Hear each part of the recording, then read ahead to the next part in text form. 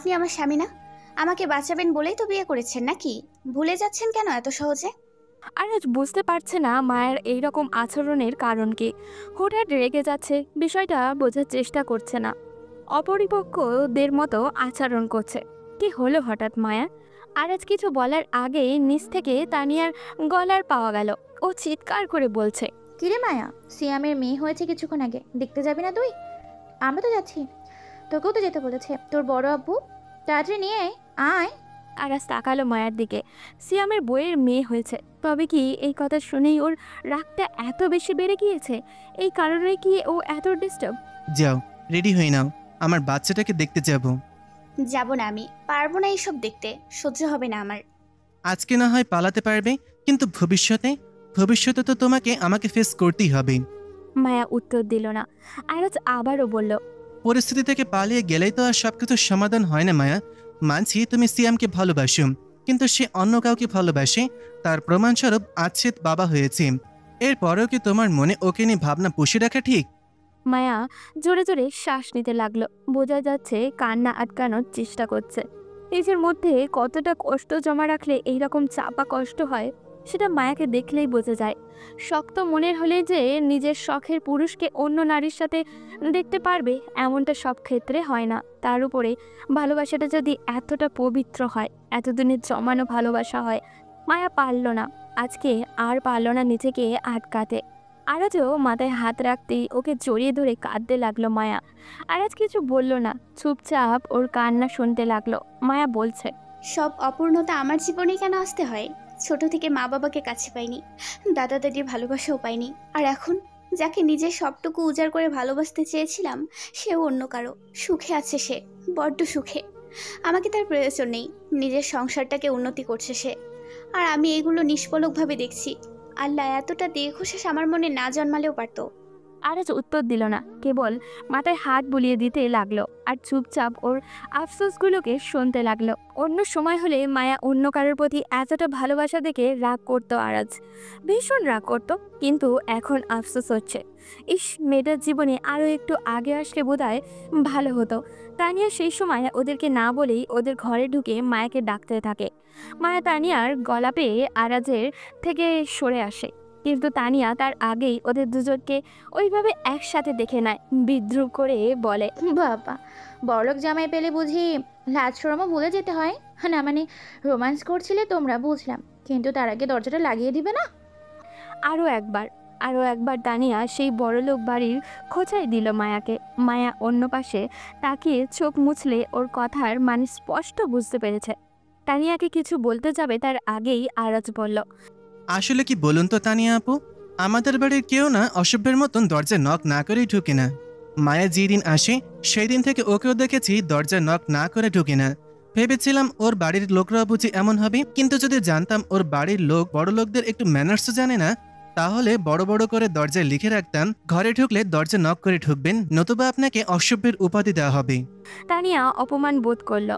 আরাজ indirectly যে ওকে অসভ্য বলছে সেটা বুঝতে পারলো, কিন্তু আপাতত কোনো তর্ক করবে না সে। হাজার হোক আরাজ বড় লোকের ছেলে, ওকে হাতে করে যদি কিছু পাওয়া যায় সেই আশায়। ও আচ্ছা, সরি, আমি ভাবলাম আমার বোনের ঘর মানে তো আমারও ঘর, তাই আর কি। আচ্ছা বাদ দাও। আর তুমি আমাকে আপু বলে কেন ডাকছো? তানিয়া বলে ডাকতে পারো, সমস্যা নেই। মা ভালোভাবেই বুঝতে পারছে তানিয়া আরেকটা শিকার খুঁজতে চাইছে, এই জন্য ওর মতো এমন অবাধ্য একটা মেয়ে এত ভদ্র ব্যবহার করছে। এখন শুধু দেখার পালা আরাজ কি বলে। আপনার বোধহয় ভুল হচ্ছে আপু, আপনার বোনের আর আমার ঘর এইটা, সেই জন্য এইটাকে নিজের ঘর ভাববেন না প্লিজ। আর বাকি রইল আপনাকে আপু বলার কথা, সম্পর্কে আমি একটু বেশি ইম্পর্টেন্ট ভাবি, তাই আপুটা ঠিক আছে। আপনি বুঝি আমাদের ডাকতে এসেছিলেন, আপনি যান, আমরা 5 মিনিটের মধ্যেই আসছি। তানিয়ার অপমান বোধ হলো ভীষণ। নিজের রাগটা হজম করে কোনো মতে প্রস্থান করলো। তানিয়া যেতেই ফিক করে হাসলো মায়া। আরাজ জিজ্ঞাসা করলো, হাসছো যে? মায়া হাসতে হাসতে বলল, আজ পর্যন্ত তানিয়া আপুকে আপনার মতো জব্দ হয়তো কেউ করতে পারেনি। সবাই তো ওর রূপ দেখে গলে পানি হয়ে যায়, এই প্রথম কাউকে দেখলাম যোগ্য জবাব দিতে। আরাজ মায়ার হাত ধরে মায়াকে নিজের দিকে ঘুরিয়ে বলল, আমার অন্যদিকে তাকানোর দরকার কি? আমার বইয়ের রূপেই তো আমি গলে গেছি। মায়া আরাজের দিকে প্রশান্তির দৃষ্টিতে তাকালো। আরাজের চোখে চোখ রাখলো। না, এই দৃষ্টিতে মিথ্যা নেই, অপবিত্রতাও নেই, গভীর মায়া আছে, সাথে আছে ভালোবাসা। আরাজ মায়াকে সত্যি এত ভালোবাসে। আরাজ মায়ার দিকে ঝুঁকে কানে কানে বলল, চোখে চোখ রেখো না এইভাবেই, তাহলে যে তুমি আমার চোখে গেঁথে যাবে, তোমাকে ছাড়া আর কাউকে দেখা সম্ভব হবে না। মায়া লাজুক হাসলো। আরাজের হাত ছাড়িয়ে রেডি হয়ে নিল সিয়ামের বাবুকে দেখতে যাওয়ার জন্য। বাস্তবতাটা অনেকটাই পরিষ্কার হয়েছে আজকে মায়ের কাছে। তাকে লড়তে হবে, মানতে হবে সত্যিটা। মায়ের হাত ধরে আছে আরাজ। অলরেডি বাসার সবাই রুমে ঢুকে গেছে। মায়া দাঁড়িয়েছিল। আসলে শখের পুরুষের এই সুখটা তার কতটা সহ্য হবে বুঝতে পারছে না সে। আরাজ মুচকি হেসে ওর হাত ধরল। ছেলে হয়েছে সিয়ামের। সিয়াম দাঁড়িয়ে আছে কুহুর পাশে। কুহুর কাছে শুয়েছিল বাচ্চাটা। যাওয়ার পরই তানিশা কোলে তুলে নিল সবার প্রথমে। তারপর একে একে সবাই আরাজের কাছে আসতেই আরাজ মুচকি হেসে কোলে তুলে নিল বাচ্চাটাকে। বাচ্চাটা একদম কুহুর মতো, বেশ নজর কাড়া সৌন্দর্য পেয়েছে বাচ্চাটা। আরাজ দেখেই বলল, মাশাআল্লাহ, কি মিষ্টি হয়েছে ছেলেটা, একদম কুহু ভাবির মতন। সিয়ামের মতন শুধু দুইটা চোখ হয়েছে, দেখো মায়া। মায়া পাশেই ছিল। সিয়াম মায়ার নাম শুনে তাকালো ওর দিকে। মেয়েটা কেমন রিয়্যাক্ট করবে, মানতে পারবে সবটা? অবশ্য সেটা ভাবা ভুল হবে। ও তো আরাজকে ভালোবেসেই বিয়ে করেছে, নিশ্চয়ই মুভ অন করেছে, নইলে তো আর সবাইকে না জানিয়ে বিয়ে করে নিত না। মায়া কোলে নিতে চায়নি, কিন্তু হুট করেই সিয়ামের দিকে চোখ যাওয়ায় ওকে তাকিয়ে থাকতে দেখে বাবুটাকে কোলে নিল। মুচকি হেসে বলল, মাশাল্লাহ, ওর নাম রাখার পালা এবার। কুহু আটশোয়া হয়েছিল, উঠে বসে বলল, তুমি একটা নাম রাখো না মায়া, আমার বিশ্বাস তোমার রাখা নামটা সুন্দর হবে। সিয়াম চমকালো কুহুর কথায়। মায়া নাম রাখবে? ওর সাথে মিলিয়ে যদি কোনো নাম রাখে কি হবে তখন? কুহু কি ভুল বুঝবে তাকে? প্রতিদিন মায়া আসলেই এই ভয়টা পায় খুব। মায়া আবেগের বশে বা রাগ করে যদি এই রকম কিছু বলে দেয়, যদি ওর বিয়ের পর অনেকটাই চিন্তা কমেছে সিয়ামের, কিন্তু এখন সেই সময় মায়া বাচ্চাটার দিকে তাকিয়ে বলল, সায়ন রহমান দ্বীপ, আমরা ছোট করে সায়ন বা দ্বীপ বলে ডাকবো, কি বলো সবাই? সিয়াম হাঁপ ছাড়ল। না, মিল নেই। কুহু মুচকি হেসে বলল, হ্যাঁ, সায়ন নামটা সিয়ামের সাথে মিলবে ভালো, তবে হ্যাঁ আমার নামটা বাদ গেল দেখে কষ্ট পেলাম। তোমার মন খারাপ করার দরকার নেই, আমরা না হয় আরেকটা নাম অ্যাড করে নিব। একদম না, আমার ভীষণ ভালো লেগেছে নামটা। আমরা ওকে দ্বীপ বলে ডাকবো, আমার সাথে মিললেই তো কি হয়েছে, বাপকা বেটা তো হবেই। ওর নাম আজকে থেকে সায়ন রহমান দ্বীপ, আর ডাকনাম দ্বীপ, কি বলো তোমরা? সিয়ামের মা অর্থাৎ মায়ের বড় আম্মু বলল, আমরা বাসায় যাই, মাকে জিজ্ঞাসা করি না হয়, মায়ের যদি অপছন্দ হয় তাহলে আমরা অন্য নাম রাখবো। হাজার হোক উনি বাড়ির বয়স্ক মানুষ, ওনার তো অধিকার আছে। মা, মায়া তো ওর ফুপি হয়, আর আমার আর সিয়ামের নামটা ভীষণ পছন্দ হয়েছে, এটাই থাক না মা, তাই না সিয়াম? ওই আর কি। তারপর সিয়াম মায়ার দিকে তাকালো। বাচ্চাটা তানিশার কোলে দিয়ে দিল মায়া। এরপর আরাজকে বলল, বাবুটাকে দেখতে আসতে চেয়েছিলাম, এখন মনে হয় আমাদের যাওয়া উচিত। বাসায় বাবা মা একা আছে, তানিশাও তো এখানে। তুই যাবি তানিশা, নাকি থাকবি কিছুক্ষণ? আর একটু থাকো মায়া। মায়া মুচকি হেসে বলল, না ভাবি, আমি এই পরিবারের জন্য হয়তো অশান্তি, আমি থাকলেই কথা কাটাকাটি হয়, তাই বললাম। বাচ্চার জন্য এত শব্দ হয়তো ওর বিরক্তির কারণ হতে পারে, কান্না করবেও। তোমরা থাকো, আমি আসছি, চলুন। তানিশা বাবুকে তানিয়ার কাছে দিয়ে বলল, আমিও যাব আপু। ভাবি, বাবুকে সামনে রেখো, আমি ওনাকে বলে আরেকবার আসবো। তানিশা মায়ের সাথে বেরিয়ে গেল। আরজও সবাইকে সালাম দিয়ে বেরিয়ে গেল। গাড়িতে কেউ কারোর সাথে কোনো কথা বলল না। মায়া ঘরে ঢুকে ওর শ্বশুর শাশুড়ির সাথে দেখা করে নিজের ঘরে চলে গেল ফ্রেশ হতে। আরাজ ঘরে আসতেই মুচকি হেসে বলল, কি সুন্দর নাম রেখেছো তুমি, ভীষণ ভালো লেগেছে আমার। মায়া উত্তর দিল না, নিজের মতো কানের দুলগুলো খুলতে লাগলো। আরাজ মায়ের পাশে গিয়ে দাঁড়ালো। এরপর মায়ের গলার হারটা খুলে দিতে দিতে বলল, আমাদের বাবু হলেও তুমি নাম রেখো, ওকে? মায়ের চোখ বড় বড় করে তাকালো আরাজের দিকে। এরপর কিছুটা সময় নিয়ে বলল, কি বলছেন কি এসব? পাগল হয়ে গিয়েছেন নাকি? অস্বাভাবিক কিছুই তো বলিনি, আমাদের তো একসময় বাচ্চা হবে, তাই না? আপনি কি ভুলে যাচ্ছেন আমাদের বিয়েটা শুধু একটা মিশন কমপ্লিট করার জন্য হয়েছে?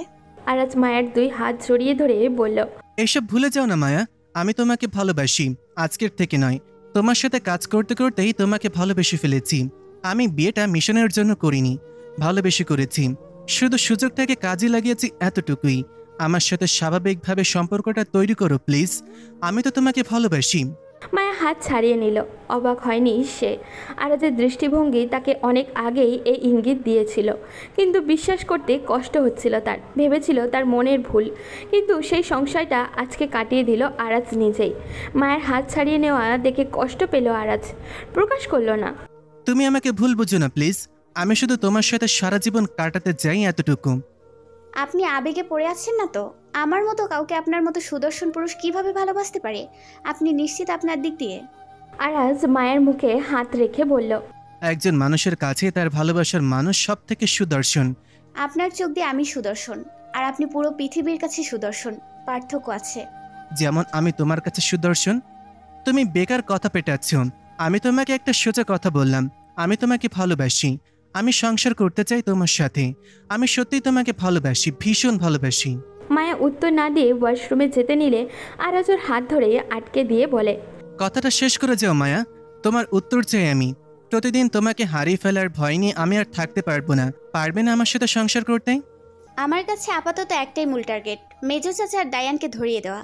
যেই দিন ধরিয়ে দেবো সেই দিন জানাবো। হবে? ততদিন আমি হারাবো না, কথা দিচ্ছি। আরাজ শান্ত হলো, মায়ের হাত ছেড়ে দিল।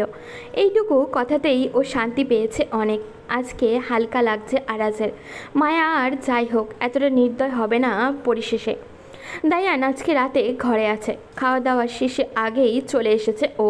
তানিশা এসে দেখে দায়ান পুরো বিছানা দখল করে শুয়ে আছে।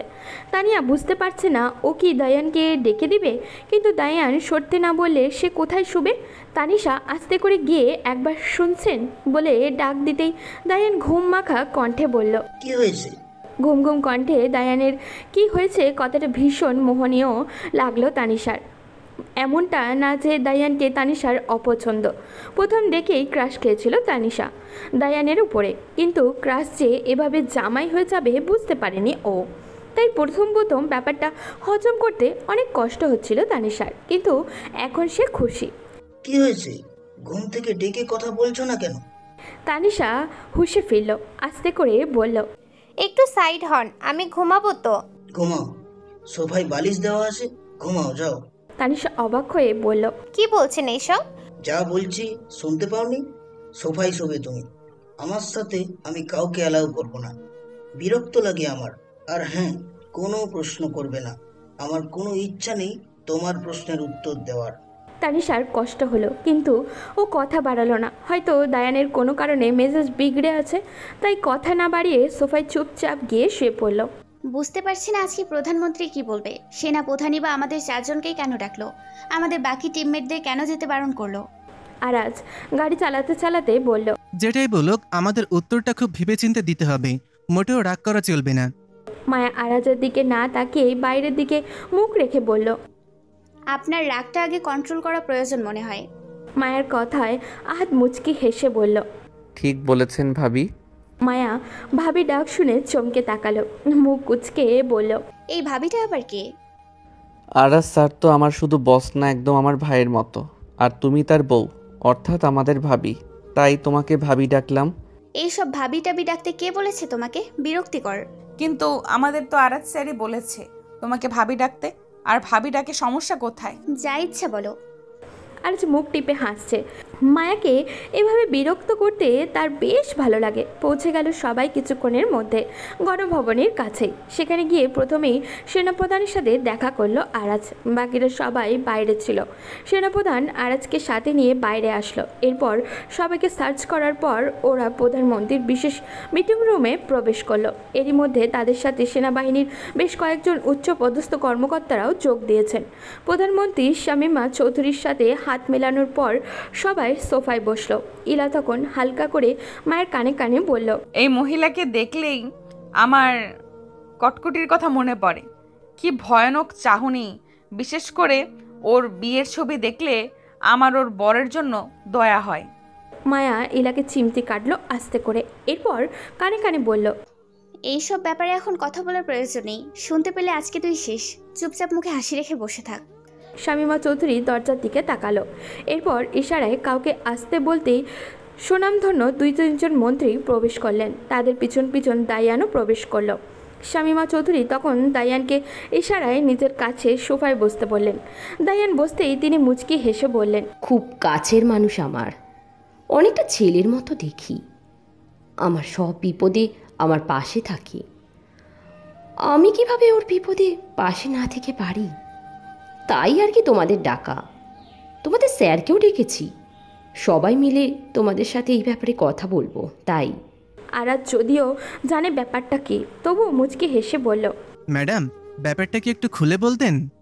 ব্যাপারটা তেমন কঠিন কিছু না, তোমাদের জন্য ভীষণ সহজ। আমাদের স্বরাষ্ট্রমন্ত্রী জানালেন তোমরা নাকি দায়ানের ব্যাপারে ইনভেস্টিগেশন করছো, তো সেটাই বন্ধ করতে হবে আর কি। আরাজ জানতো এইরকম কোনো কথাই উঠবে, নিজেকে আগে থেকেই জানান দিয়ে রেখেছে সে। আজকে তাকে শান্ত থাকতেই হবে। তখন মায়া মুচকি হেসে বলল, ম্যাডাম উনি তো ছাড়া পেয়ে গেছেন, মানে আমাদের প্রমাণগুলো তো কোনো কাজে লাগেনি। মাননীয় মন্ত্রী সাহেবের সুপারিশে ওনাকে ছেড়ে দেওয়া হচ্ছে। তাহলে এইসব কথা কেন উঠছে ম্যাডাম? শামীমা চৌধুরী সামনে থাকা ব্যাগটা খুলতে খুলতে বললেন, হ্যাঁ সেটা করেছি, কিন্তু তোমরা যে আরও প্রমাণ জোগাড় করছো সেই ব্যাপারটাও আমি জানি। আসলে কি বলো তো, আমি চাই না দায়ানের রেপুটেশনে কেউ সন্দেহের আঙুল তুলুক, নইলে এই সব প্রমাণ টমান কোনো কাজে এমনিতেও লাগবে না। তারপর ব্যাগ ঘুরিয়ে আরাজের সামনে রেখে মুচকি হেসে বলল, কেসটা চাপা দেওয়ার একটা ছোট উপহার নাও। ভয় পেও না, সেনাপ্রধান কিছুই বলবেন না, উনি আগেই নিজের ভাগ নিয়ে নিয়েছেন। আরাজ নিজের হাত মুঠো করে রাগটাকে নিয়ন্ত্রণ করার চেষ্টা করলো। মায়া সেটা দেখলো, কিন্তু আরাজকে কিভাবে সামলাবে সে? তার নিজেরও তো ভীষণ রাগ লাগছে। এতটা বিরক্ত তার কোনো দিনও লাগেনি। এই মহিলা তো আসলেই ধুরন্ধর, এ আবার নাকি প্রধানমন্ত্রী, যত সব। আহাদ ভদ্রতা দেখিয়ে বলল, ম্যাডাম এসব দিবেন না প্লিজ, এগুলো নিয়ে আমরা আমাদের জবকে অপমান করতে চাই না, আপনি এগুলো রেখে দিন। বেশ, এমনি এমনি ফ্রিতে যদি কাজ হয়ে যায় তাহলে তো আমারই ভালো, কিন্তু কোনো বেইমানি করবে না তো তোমরা? দেখো তোমরা কিন্তু আমাকে কথা দিয়েছো, যদি কথা না রাখো তো। ইলা শামীমা চৌধুরীকে থেমে যাওয়ার দেখে ভীষণ ভয় পেল। শামীমা চৌধুরী নিজের মাথাটা একটু সামনে এগিয়ে এনে আস্তে করে বলল, আমার যে গোপন আস্থানা আছে সেখানে সারা জীবনের জন্য তোমাদের বন্দি করে রাখবো, বুঝতে পারছো আশা করি আমি কি বলতে চাইছি? বলে সরে গেলেন। দুই হাত হাঁটুর উপরে একসাথে রেখে মুচকি হেসে বললেন, আসলে সোজা কথায় কাজ হলে ভীষণ ভালো হয়, হ্যাঁ আমার আবার কথা পেঁচাতে বেশি ভালো লাগে না। তখন সেনাপ্রধান শামীমা চৌধুরীর দিকে তাকিয়ে মুচকি হেসে বললেন, না না ম্যাডাম, আপনার কথার কোনো নড়চড় হবে না, আমি ওদেরকে বুঝিয়ে দেব। বেশ, বুঝলেই ভালো, আমি আসছি। তো দায়ান তুমি হ্যাপি তো? দায়ান আরাজের দিকে তাকিয়ে বাঁকা হেসে বলল, অবশ্যই আপা, আজকে ভীষণ খুশি আমি। খুব বড় একটা বোঝা মনে হচ্ছে মাথার উপর থেকে নেমে গেল। এত সহজে কাজটা হয়ে যাবে যদি জানতে পারতাম, তবে এত কাঠখড় না পুড়িয়ে আপনাকেই বলতে পারতাম। আরে কোনো ব্যাপার না, তোমাকে সাহায্য করতে পেরে আমি খুশি। খালি নিজের কাজটা মাসে মাসে যেভাবে করছো করে যাও। দায়ান হেসে সম্মতি জানালো। আরাজ যেন বিষ হজম করছে প্রতি মুহূর্তে। চোখের সামনে অন্যায় দেখছে কিন্তু কিছু বলতে পারছে না। এর থেকে খারাপ বিষয় আর কি হতে পারে? শামীমা চৌধুরী বেরিয়ে যেতেই ওনার পিছু পিছু যেতে লাগলো দায়ান। একটু সামনে গিয়ে আবারও ফিরে এসে মায়াকে বলল, তোমাদের অন্ধকারের ছোঁড়া ঢিলটা শেষ পর্যন্ত ভুল জায়গাতেই এসে লাগলো, তাই না বলো? মায়া মুখ ঘুরিয়ে নিল। দায়ান বেরিয়ে যেতেই সেনাপ্রধান ওদের সামনে এসে বলল, নিজের রাগটা কন্ট্রোল করো আরাজ, মাঝে মাঝে আমাদের সততাকে এইভাবে বিলে দিতে হয়। তোমার আর মায়ার নতুন বিয়ে হয়েছে, ম্যারিড লাইফ এনজয় করো তোমরা, এইসব ভুলে যাও। দরকার লাগলে বলো, তোমাদের হানিমুনের টিকিট আমি গিফট করব। ওকে আসছি। উনিও চলে গেলেন। আরাজ সোফার পাশে টেবিলে থাকা ফ্লাওয়ার ভাসটা হাতে তুলে নিল ছুঁড়ে ফেলবে বলে, কিন্তু তার আগেই মায়া সেটা ধরে নিল। আরাজকে আস্তে করে বলল, স্যার শান্ত হন, আগে বাসায় চলুন। আহাদ আর ইলা বেরিয়ে গেল। মায়া আরাজের হাত ধরে ওকে টেনে নিয়ে যেতে লাগলো নিজের সাথে। বাইরে এসে গাড়িতে বসলো ওরা। আহাদ গাড়ি চালাচ্ছে। আরাজ রাগ করে বলল, বাসায় না, স্যারের বাসায় যাব, ওনাকে নিয়ে রেজিগনেশন লেটার দিয়ে আসবো। করাবো না আমি এই বেইমানের চাকরি। স্যার আপনি শান্ত হন, এইভাবে হুটহাট কিছু বলবেন না। শান্ত হয়ে কি লাভ? সবাই মিলে দায়ানকে বাঁচালে আমি কি করব? আর যদি দায়ানের মুখোশ খুলতে না পারি তাহলে আমার এই জব করার কি প্রয়োজন? মায়া আরাজের হাতে প্রথমবার নিজে থেকে হাত রাখলো। আরাজ তাকালো মায়ার দিকে। মায়া শান্ত কণ্ঠে বলল, আমাদের কাছে এখনো উপায় আছে, এইভাবে হাল ছাড়লে হবে না। সোজাভাবে না হলে বিকল্প পথ দিয়ে চেষ্টা করতে হবে, আর আমার মনে হয় আমি এই বিকল্প পথটা খুঁজে পেয়েছি। ইলা আর আহাজ সামনে বসেছিল। মায়ার কথা ইলা পেছন ঘুরে বলল, কি বিকল্প পথ পেয়েছো তুমি? আমাদের ডায়ানের ব্যাপারে খোঁজ নিতে মানা করা হয়েছে, কিন্তু আমরা যদি মেজো চাচার ব্যাপারে খোঁজ নেই, মানে কান টানলে তো মাথা আসে, ঠিক সেই রকম মেজো চাচাকে অপরাধী বানিয়ে ডায়ানকে যদি ফাঁসানো যায়। বুদ্ধিটা ভালো, কিন্তু আমরা কিভাবে কি করব? মানে তোমার মেজো চাচা তো আর কম বড় খেলোয়াড় না। ওনাকে অনেকবার ধরতে চেয়েও দায়ান ওনাকে ছাড়িয়ে নিয়েছে। সেটা মাথায় রেখে আমাদের যা করার করতে হবে। সেই বিষয়ে ভাবছি, আমাকে একটু সময় দিন। সবাই মিলে ভাবলে কোনো না কোনো উপায় নিশ্চয়ই পাবো, কেবল আপনি শান্ত থাকুন। তুমি সাথে থাকলে আমি এমনিতেই শান্তিতে থাকতে পারি, চিন্তা নেই। আহাদ গলা খাকারি দিল, যেটা দেখে আরাজ মায়া দুজনেই স্বাভাবিক হলো। বাসায় যাওয়ার পর হুট করে আহাদের বাবাকে দেখে অবাক হলো ইলা। সেই দিন তো কথা হয়ে গিয়েছিল।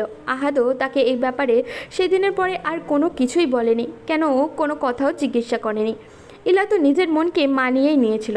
সে জানতো এখনকার যুগে এইসব প্রেম ভালোবাসা বিয়ে পর্যন্ত গড়ায় না। প্রথমে ওর প্রপোজাল অ্যাকসেপ্ট করেছিল আবেগে পড়ে, কিন্তু এখন বাস্তবতা যেন তাকে খুব বাজেভাবে সত্যিটা আঙুল দিয়ে দেখিয়ে দিচ্ছে। তবে কি আহাদের বাবা ইলাকে ওনার ছেলের জীবন থেকে সরে যাওয়ার কথা বলতে এসেছে? তাই হবে হয়তো। আঙ্কেল, আপনি এখানে? আহাদের বাবা মুচকি হেসে বললেন, কেন আসতে পারি না? ভাবলাম আমাকে দেখে তুমি খুশি হবে, কিন্তু তুমি তো দেখছি চিন্তায় পড়ে গিয়েছো। আমি কি তবে এসে ভুল করলাম? নাস্তা নিয়ে ইলার মা আসছিলেন। ভদ্রলোকের কথা শুনে বললেন, না না ভাই, এইসব কি বলছেন? কোনো ভুল করেননি। ইলা কি আপনাকে কিছু বলেছে? ওকে ক্ষমা করে দিবেন দয়া করে। ও আসলে বুঝতে পারেনি। আপনি কিছু মনে করবেন না। আর ইলা, তুই ভদ্রভাবে কথা বল। উনি তোর জন্য উনার ছেলের বিয়ের প্রস্তাব এনেছে। ইলা কথাটা শুনে কিছুক্ষণের জন্য থ হয়ে গেল। আরও একবার জিজ্ঞাসা করলো কী জন্য এসেছেন। ওর মা একই উত্তর দিল। আহাদের বাবা বুঝতে পারল। মুচকে হেসে উনি ইলাকে ইশারায় নিজের পাশে বসতে বললেন। ইলা রোবটের মতো থ হয়ে চুপচাপ ওনার পাশে গিয়ে বসল। উনি ইলার মাথায় হাত বুলিয়ে দিলেন। ইলার আম্মু রান্নাঘরের দিকে গেলেন। আহাদের আব্বু বললেন, আমি জানি তুমি অবাক হয়েছো মা, হবারই কথা। সেই দিন তোমাকে যা যা বলেছি সেটাই তুমি রাগ করেছো, আমি জানি। আসলে কি বলবো, তো পৃথিবীটা ভীষণ কঠিন, মানুষ চেনা বড্ড দায়। আমি আমার ছেলেকে বলেছিলাম একবার তোর পছন্দের মেয়েকে নিয়ে আসিস, যদি আমার পছন্দ হয় আমি নিজেই কথা আগাবো, আর না হলে বাদ। ও রাজি হয়েছিল। ওর বিশ্বাস ছিল তোমাকে আমার পছন্দ হবে। আমি ভেবেছিলাম ওর প্রেমিকা হয়তো ওর বাবার টাকার কারণে ভালোবেসেছে। অন্য কেউ হলে এই দিন আমার প্রশ্নের উত্তর ভীষণ ভেবে চিনতে দিত। ভাবতো যে এটাই সুযোগ, আমাকে নানাভাবে ম্যানিপুলেট করে কথা বলতো। কিন্তু তুমি সেটা করোনি। যেইটা বলছো সরাসরি বিনা ভয়ে বিনা দ্বিধায় বলছো। ব্যাপারটা যথেষ্ট ভালো।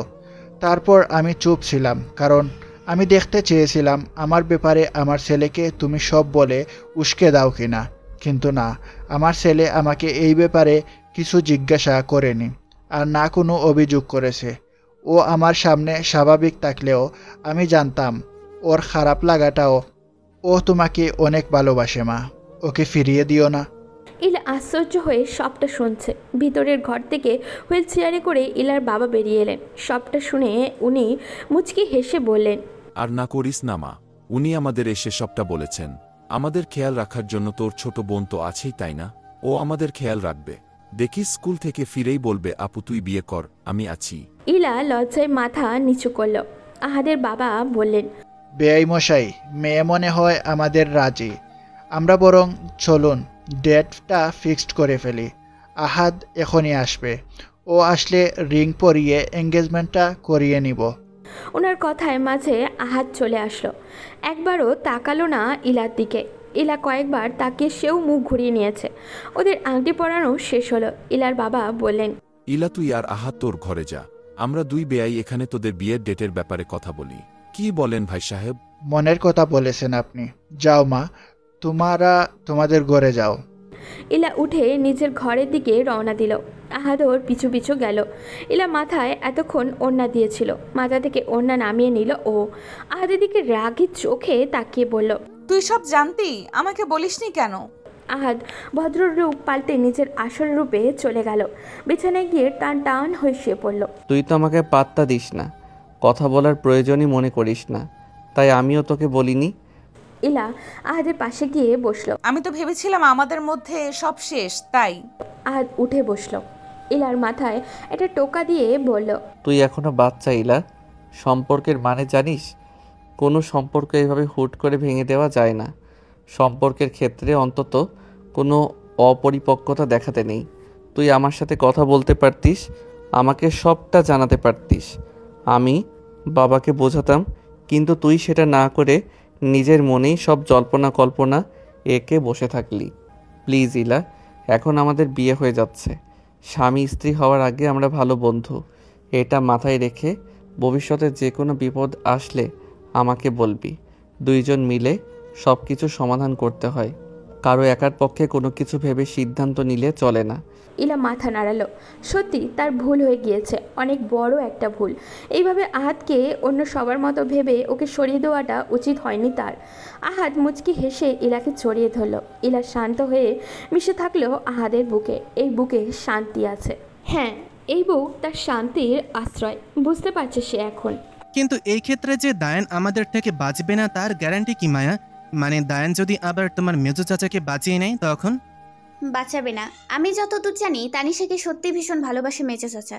নিজের মেয়ে তো, হয়তো কোনোভাবে বাধ্য হয়ে এই কাজটা করেছেন তিনি। আমি বলছি তানিশার সামনে একবার সব সত্যিটা আসলে আর কেউ পারবে না ওনাকে অস্বীকার করাতে। কিন্তু তুই তো নিশ্চিত না মায়া, সেই ক্ষেত্রে এত বড় একটা স্টেপ, মানে তানিশাকে সব জানিয়ে দেওয়া কি ঠিক হবে?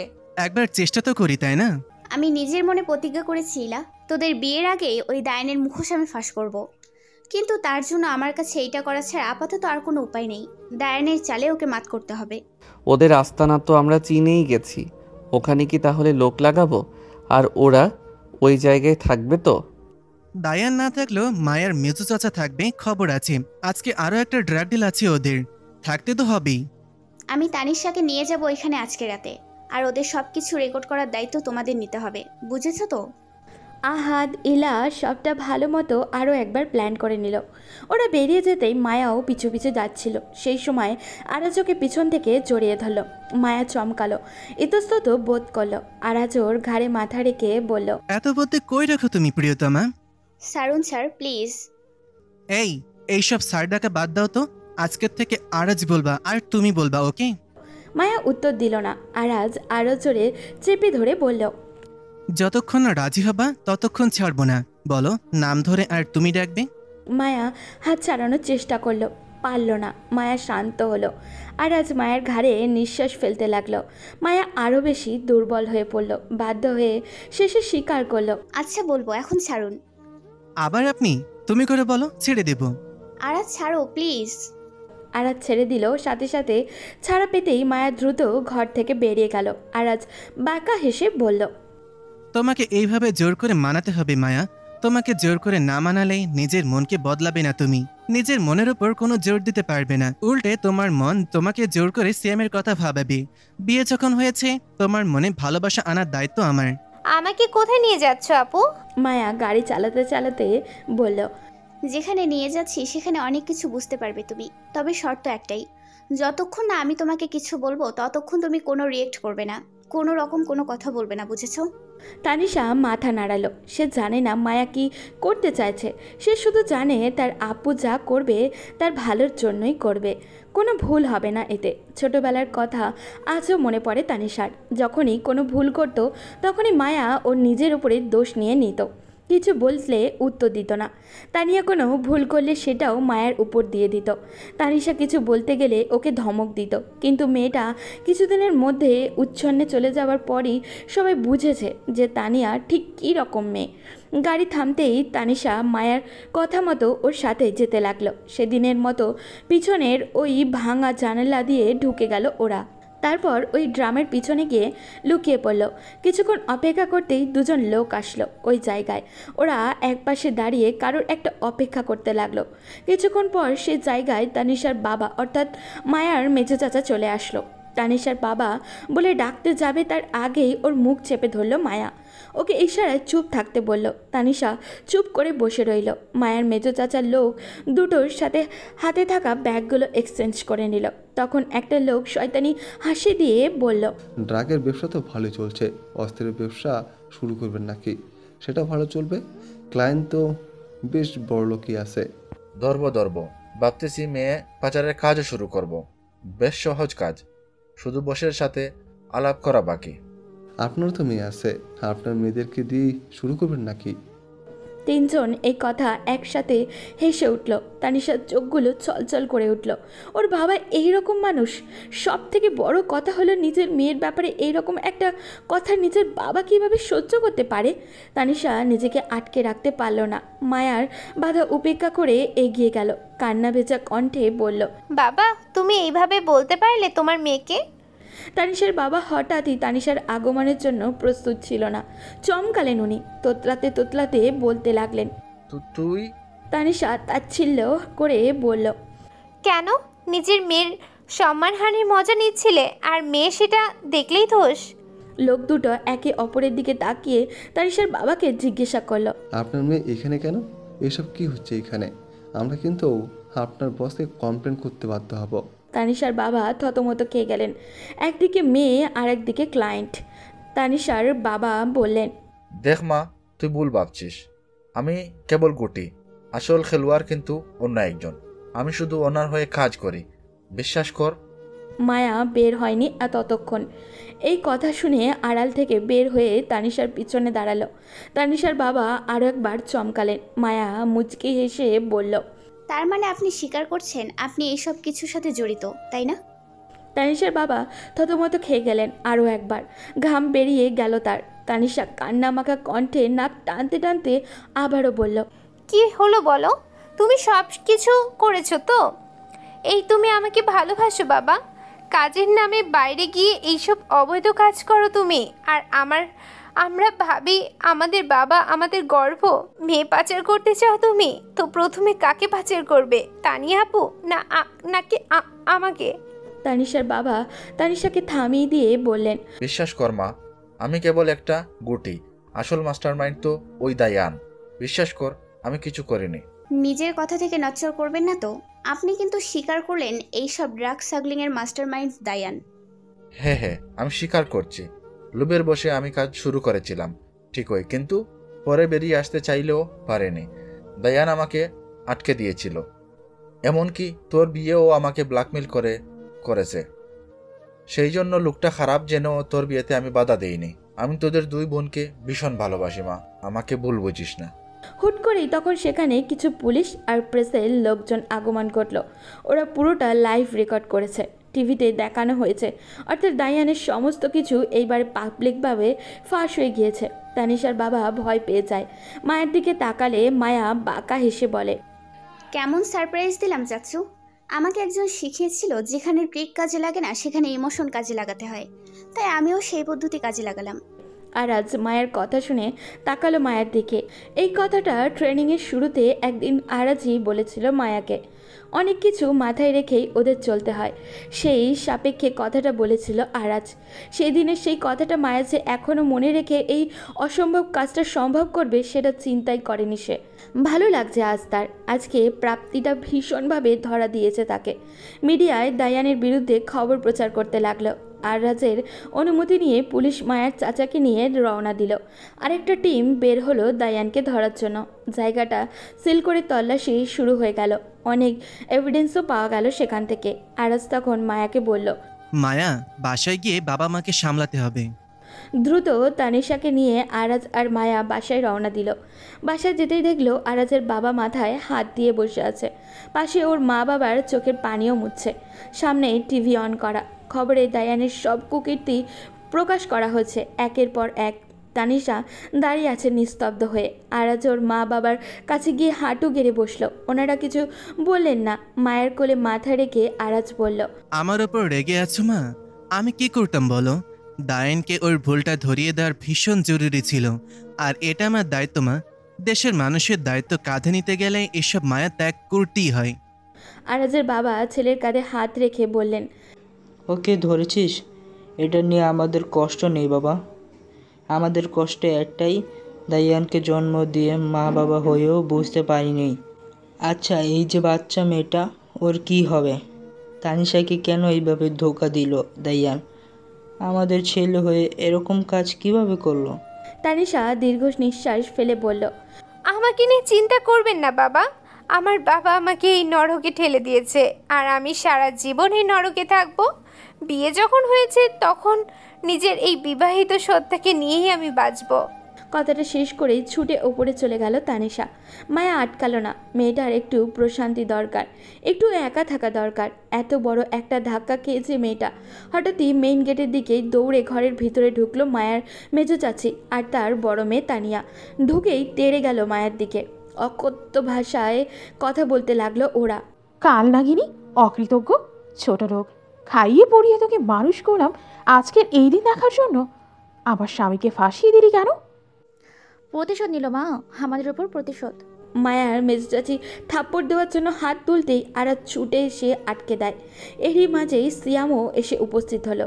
এই অবস্থা দেখে সে তার চাচিকে উদ্দেশ্য করে বলল, তোমার মনে হয় না তুমি একটু বেশি করছো চাচি? আর তানিয়া, তুই কথা না বললেই ভালো হয়। তানিয়া মুখ ভেঙচি দিল। সিয়াম তখন মায়াকে বলল, একটু বিস্তারিত বলতো মায়া, ঠিক কি হয়েছে? মায়া ওদেরকে বসতে বলল।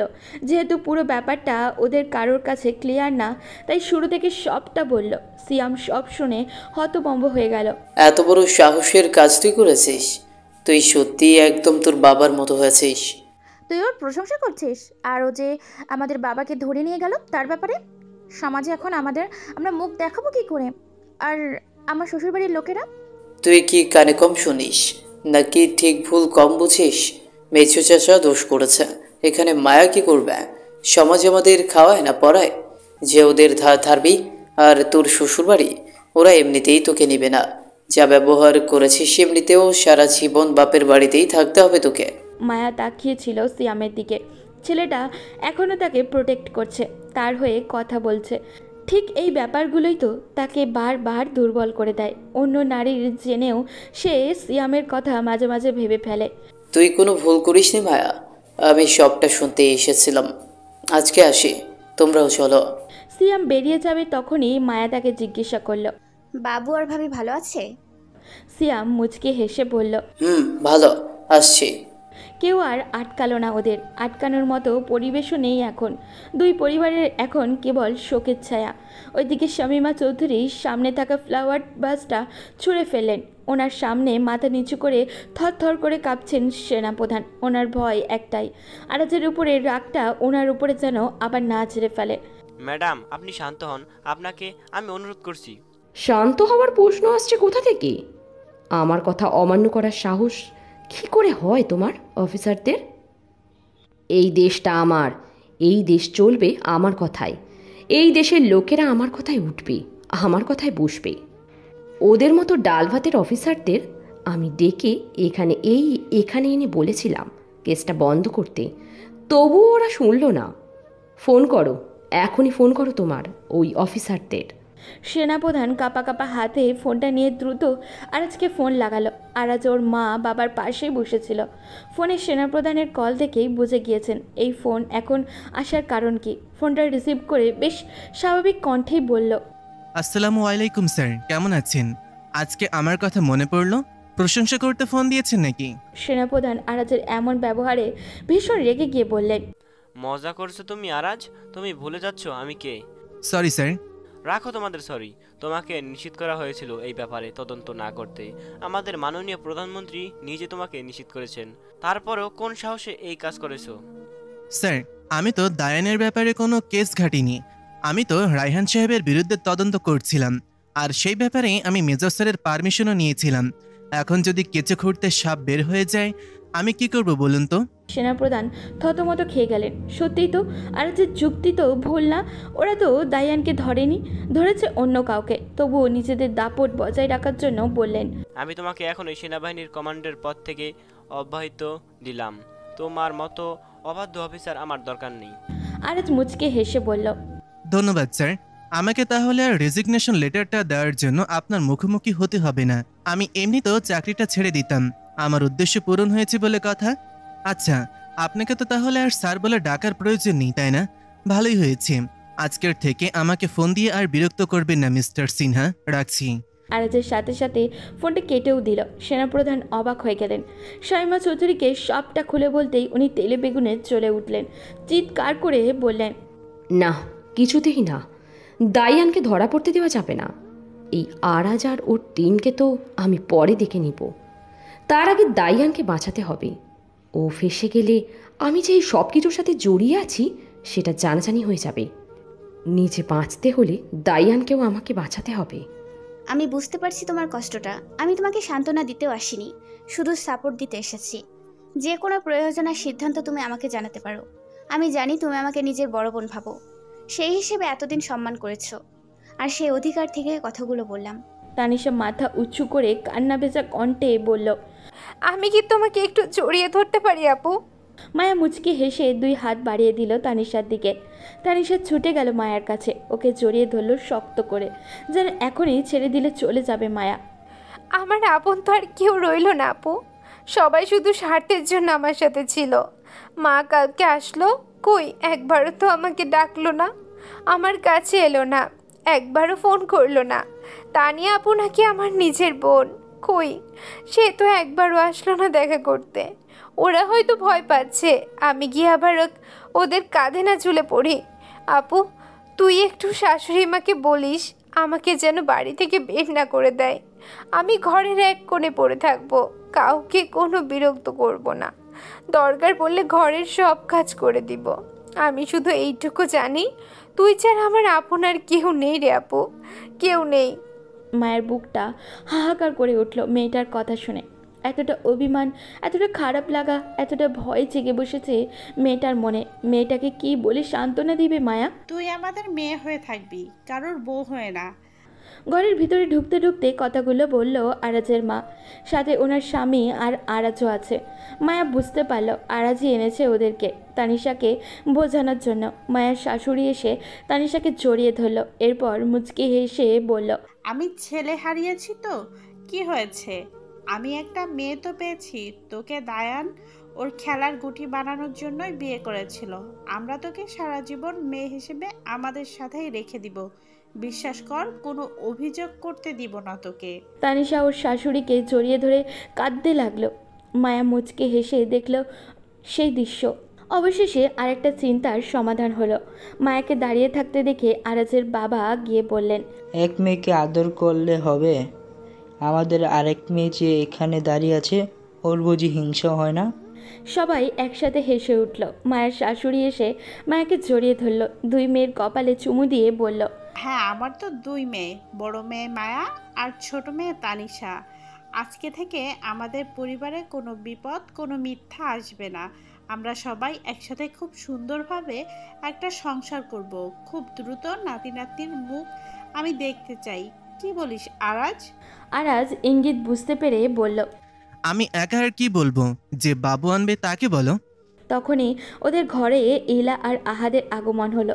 বাইরে থেকে কথাটা শুনে ইলা ঘরে ঢুকে বলল, বাচ্চার আগে তো আমার বিয়ের প্ল্যান করতে হবে নাকি? তোমরা কি ভুলে যাচ্ছ নেক্সট উইকে আমার বিয়ে? মায়া হেসে ইলার কাঁধে হাত রেখে বলল, আমার 2 বেস্ট ফ্রেন্ডের বিয়ে, আর আমি ভুলে যাব? কোনো দিনও না। খুব ধুমধাম করে তোদের প্রণয়ের সম্পর্ক আমরা পূর্ণতা দিব। দেখিস, খুব ভালো হবে। এখন থেকে সব ভালো হবে। আরাজ তাকিয়ে দেখছে মায়ের প্রাণ খোলা হাসি। গম্ভীর মেয়েটাও মুখে আজ যেন বিশ্বজয়ের আনন্দ।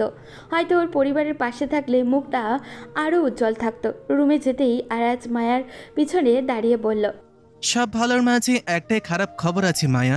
মায়া হাতের শাড়িগুলো আলমারিতে রাখতে রাখতে বলল, কিসের খারাপ খবর?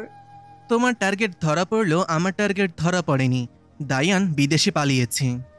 হোয়াট? কি বলছো কি তুমি? এইরকম একটা খবর এতক্ষণ পর দিচ্ছ আমাকে? কিভাবে পালালো? আরাজ হাতের ঘড়ি খুলতে খুলতে বলল, সম্ভবত ও আগেই সন্দেহ করেছিল বা খবরটা ছড়ানোর সাথে সাথে পালিয়েছে। যেখানে সরকারি সাপোর্ট ওর সঙ্গে আছে সেখানে ওর জন্য ব্যাপারটা বেশি মুশকিলের না। তবে চিন্তা করো না, ফিরে ওকে আসতে হবেই। শয়তান তো নিজের শয়তানি তো আর থামাতে পারবে না। আজ হোক কাল হোক ওকে আসতে হবেই। তুমি এসব নিয়ে ভেবো না। তবে এতটুকু নিশ্চয়তা দিতে পারি যে ও আমাদের জীবনে আর ফিরে আসবে না, আমি আসতে দেব না। বলেই আরাজ মায়াকে পিছন থেকে গিয়ে জড়িয়ে ধরে বলল, আমাদের সুখের একটা সংসার হবে। আমার মায়ের ইচ্ছে মতন আমাদের একটা বাবু আসবে দ্রুত, তাই না? মায়া উত্তর দিল না। আরাজকে ছাড়িয়ে নিয়ে নিজের কাজ করতে লাগলো।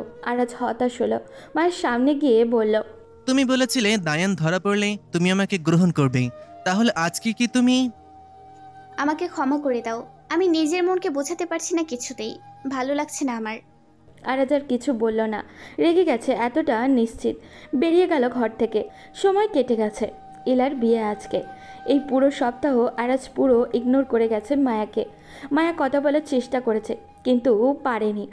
মায়াও আর বেশি ঘাটায়নি, ভেবেছিল নিজে থেকেই ঠিক হয়ে যাবে। কিন্তু এক সপ্তাহ হয়ে গেল। অবশ্য মায়া ভেবেছে বিয়ের ঝামেলা মিটে গেলে কথা বলবে। আরাজ স্যারের সাথে কিছু হয়েছে? মায়া মুচকি হেসে ইলাকে ঘোমটা পরিয়ে দিতে দিতে বলল, না, কি হবে, এমনিতেই কিছু হয়নি তো। আর তুই এসব আশেপাশের জিনিস খেয়াল না করে নিজের বিয়েতে মন দে, বুঝলি? তোদের ভালোবাসা পূর্ণতা পেতে চলেছে। কত ইম্পর্টেন্ট একটা দিন, আর তুই কিনা এসব ভাবছিস? ইলা দাঁড়িয়ে গেল, শাড়িটা ঠিক করে মায়ের সামনে গিয়ে দাঁড়ালো। এরপর মুচকি হেসে বলল, ভালোবাসা বুঝিস? আরাজ স্যারের ভালোবাসার রোগ ধরেছে। উনি তোর ভালোবাসা চায়। তুই জানিস তোর ভালোবাসা পাওয়ার জন্য উনি কি কি করেছে? শুরু থেকে সাবধানে তোকে নিজের সাথে নিয়েছে, যাতে উনি তোকে বাঁচাতে পারে, রক্ষা করতে পারে। দায়ানের কাছে তোকে পাঠানোর পর উনি নিজেও অনেক অশান্তিতে ছিলেন, সারাক্ষণ ভয়ে থাকতেন তুই যদি দায়ানের প্রেমে পড়িস, সেজন্য তোকে আনতে যেত প্রায়। যাই হোক, ওনার চাল চলন শুরু থেকে মন দিয়ে ভেবে দেখিস, উত্তর পেয়ে যাবি। আর হ্যাঁ, সিয়াম ভাইয়া ভীষণ ভালো আছে নিজের জীবনে, ওনাকে ভুলে যা। মায়া মুচকি হেসে বলল, তোর কি মনে হয় আমিও একজনের জন্য পড়ে আছি? আমি সিয়াম ভাইকে ভালোবাসতাম ঠিক, কিন্তু যেদিন ওর বুকে অন্য নারীর ঠাঁই হয়েছে সেদিন থেকে আমার জীবন থেকে বাদ। ওর প্রতি ভালোবাসা হয়তো ছিল, কিন্তু যখন ওই নিষ্পাপ শিশুটাকে দেখলাম তখন মনে হলো নিজের মনে এরকম অবাধ্য অনুভূতি রাখাটা ভুল, সম্পূর্ণ ভুল।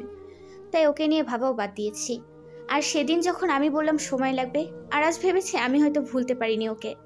কি করবো এই ছেলেকে নিয়ে আমি বুঝতেই পারছি না, কথা বলতেই চাইছে না। আর তোর কি মনে হয় আমি বাচ্চা? ওনার ব্যবহার আমাকে ভাবায়নি? ভেবেছি বহুবার, কিন্তু প্রকাশ করিনি। নিজের মনকে বুঝিয়েছি এটা ভুল। আমি তো ওনার মতো এত সুন্দর না, সুন্দর হলে না হয় ভালোবাসার কারণ থাকতো, কিন্তু নিজের মনকে বোঝাতে ব্যর্থ হলাম বিয়ের পর। ওনার কেয়ার দেখলাম, পাশে থাকা দেখলাম, প্রণয়ের দ্বারপ্রান্তে আরও একবার প্রবেশ করে বাধা পড়ে গিয়েছি রে আমি, বিশেষ করে যখন উনি নিজের মুখে স্বীকার করলেন তখন। ইলা তো পুরো অবাক। এই মেয়ের মনে এত কিছু চলছে আর ওর বেস্ট ফ্রেন্ড হয়ে জানতেও পারল না। কি আফসোস, কি আফসোসই না। ইলা তো মায়াকে জড়িয়ে ধরল। আরে ভাই, অবশেষে তুই মুভ অন করলি। এত ভারী সারি না পড়লে আমি তো ডিস্কো ডান্স দিতাম। বিয়ের দিন এত বড় একটা খুশির খবর। শোন না, নিজেকে আর লুকিয়ে রাখিস না। আজকে আমাদের বাসরের সাথে সাথে নিজেদের অপূর্ণ বাসরটা সেরে ফেল। মায়া ইলাকে চোখ টিপ দিয়ে বলল, বিয়ে না হতেই বাসর? কি ব্যাপার? ইলা লজ্জা পেয়ে চোখ নামিয়ে নিল। গালগুলো লাল টুকটুকে হয়ে গেল। মেয়েটা ভীষণ লজ্জা পেয়েছে নিজের কথায়, এইটুকু বুঝে মায়া। নিচে থেকে সবার আওয়াজ এলো, সবাই বলছে বর এসেছে। মায়া আর কথা বাড়ালো না, দ্রুত ইলাকে একবার ঠিকঠাক মতো গুছিয়ে নিয়ে নিচে নেমে গেল। ইলার মা বাবা বোনও নিচে ছিল। ইলাকে আহাদের পাশে বসানো হলো। আহাদ তো আহাদি চুপ করে মাথা নিচু করে বসে আছে। মনে হয় ইলার থেকে ওর লজ্জা বেশি হচ্ছে। আরাজ বলল, তাড়াতাড়ি বিয়ে পড়ান কাজী সাহেব, বরের যে লজ্জার পরিমাণ দেখছি, কিছুক্ষণ পর তো লজ্জায় নুয়ে পড়ে ঘুমটা দিতে চাইবি। আহাদ বেচারা এমনিতেই ভীষণ লজ্জায় আছে, তার উপরে আরাজ সেটা সবার সামনে প্রকাশ করে দিল। সবাই আরাজের কথায় হেসে বিয়ে পড়ানোর কাজ শুরু করে দিল। ইলা আর আহাদের বিয়ের ক্ষেত্রে একটু ব্যতিক্রম হয়েছে। সব ক্ষেত্রে দেখা যায় মেয়েরা কবুল পরে বলে, ছেলেরা আগে বলে, কিন্তু ইলা দ্রুত কবুল বলেছে আর আহাদকে 2 বার বলার পর বলেছে। এই নিয়েও হাসাহাসি কম হয়নি। বিদায়ের পালা এলো। মায়া তানিশা আগেই বেরিয়ে গিয়েছিল, কারণ বাসর সাজানোর দায়িত্ব তাদের। যেহেতু আহাদের বোন নেই, তাই ওরাই বোন হয়ে সব কাজ করেছে। বিদায়ের সময় ইলা তো গাড়িতে উঠতেই চাইছিল না, কি যে কান্না। ইলার বোন ওকে কোনো রকমে সামলে গাড়িতে উঠালো। কিছুক্ষণ পর ওরা পৌঁছে গেল আহাদের বাসায়। ইলা আর তানিশা দরজায় ওদের ওয়েলকাম করার জন্য দাঁড়িয়েছিল। ইলাকে ঘরে বসিয়ে মায়া গেল আহাদকে আনতে। আহাদ আরাজের সাথে কথা বলছিল। মায়া এসে বলল, আহাত, তোর বউ ঘরে অপেক্ষা করছে তোর জন্য। এখানে আড্ডা নামের দ্রুত যা, আমাদেরও তো আবার বাসায় যেতে হবে, তারপর কালকে সকালেই আবার আসতে হবে। তোরা বাসায় যাবি কেন? আমি তো ভেবেছি আজকে থাকবি। আন্টি আঙ্কেল তো থাকছে, তানিশাও থাকবে বললো। তাহলে কাজ আছে, যেতে হবে, তুই ঘরে যা তো। তানিশা সেই সময় আসলো আহাদকে নিতে। মায়া আরাজের কাছে যেতেই আরাজ উঠে যাবে তার আগেই মায়া বলল, বাসায় যাচ্ছি আমি, আজকে রাতে বাসায় থাকবো। কেউ যদি ইচ্ছে করে আসতে পারে, আমি জোর করব না। না মানে কোনো শত্রু যদি আমাকে আক্রমণ করে বাসায় একা পেয়ে, তাই বলছিলাম আর কি। আচ্ছা আমি আসি। বলে মায়া আড়ালে হেসে গাড়িতে গিয়ে উঠে বসলো। ড্রাইভারকে গাড়ি চালাতে বলতেই পাশে আরাজও এসে বসলো। মায়া হাসলো। সে জানতো এমন কিছুই হবে। ভালোবাসা ভালোবাসা জিনিসটা এক অদ্ভুত টানে সবাইকে একত্র করে কাছে নিয়ে আসে। ওদিকে তানিশা ইলার বোন বাইরে বেশ মজা করছিল আহাদকে নিয়ে। তার উপরে টাকা না দিলে আসতে দিবে না। অবশেষে পকেট থেকে 10,000 টাকা দিয়ে কোনো রকমে নিজেকে বাঁচিয়ে বইয়ের কাছে এসেছে আহাদ। এসে দেখলো ইলা শাড়ি বদলে বিরক্তি নিয়ে বসে আছে। আহাদকে দেখেই বলল, পরবর্তী সিজন দেখতে চাইলেই সাবস্ক্রাইব